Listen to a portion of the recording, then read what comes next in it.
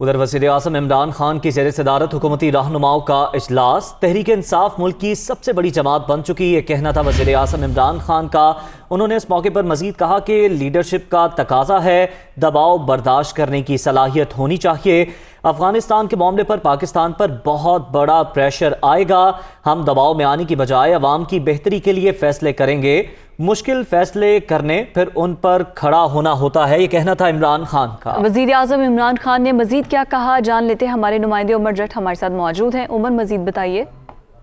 جی، وزیر اعظم عمران خان کی زیر صدارت آج حکومتی رہنماؤں کا اجلاس ہوا ہے، جس میں جو بنیادی اس میٹنگ کا مقصد تھا وہ حکومت 3 سالہ کارکردگی رپورٹ جاری کرنے جا رہی ہے 18 اگست کو، اس کے حوالے سے تجاویز پر غور کیا گیا اور 3 سالہ یہ رپورٹ جو کارکردگی کی، اس حوالے سے وزیر اعظم نے وزارتوں کو بھی ہدایت کی ہے کہ تمام وزارتیں جو اپنی اپنی کارکردگی ہے اس کو کمپائل کر کے ایک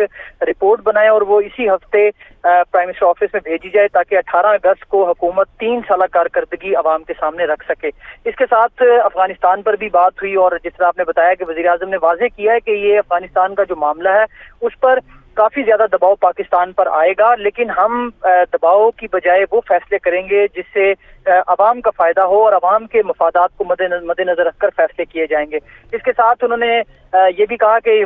پی ٹی آئی جو ہے اس ٹائم ملک کی سب سے بڑی جماعت بن چکی ہے اور اب ہم پر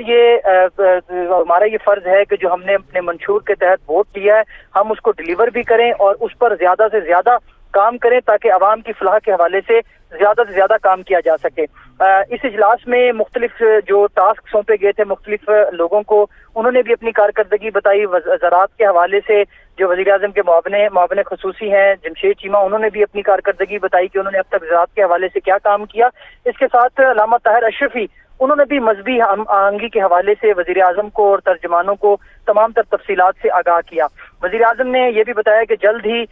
اسی ویک میں جو کامیاب پاکستان پروگرام لانچ کرنے جا رہی ہے حکومت، تو اس کے حوالے سے زیادہ عوام میں آگاہی پیدا کی جائے تاکہ جو اس پروگرام کے تحت جو منصوبے ہیں ان سے لوگ فائدہ اٹھا سکیں، جس میں قرض کے ہیں، کامیاب جوان ہے، احساس کے پروگرامز ہیں، ان کو زیادہ سے زیادہ عوام تک پہنچایا جائے۔ وزیر اعظم عمران خان نے کہا کہ ہم نے ایک نظریے کی بنیاد پر سیاست کا آغاز کیا تھا اور ہم میں اور اپوزیشن میں جو فرق ہے وہ صرف نظریے کا ہے۔ وہ ایک مقصد کو لے کر پی ٹی آئی ایک مقصد کو لے کر آگے جا رہی ہے، جبکہ جو اپوزیشن ہے ان کے ذاتی مفادات ہیں۔ تو یہ جو واضح فرق ہے یہ نظر آنا چاہیے پاکستان تحریک انصاف کے لوگوں میں اور اپوزیشن کے لوگوں میں، اور اس فرق کو جو عوام ہے ان تک بھی پہنچائے۔ جی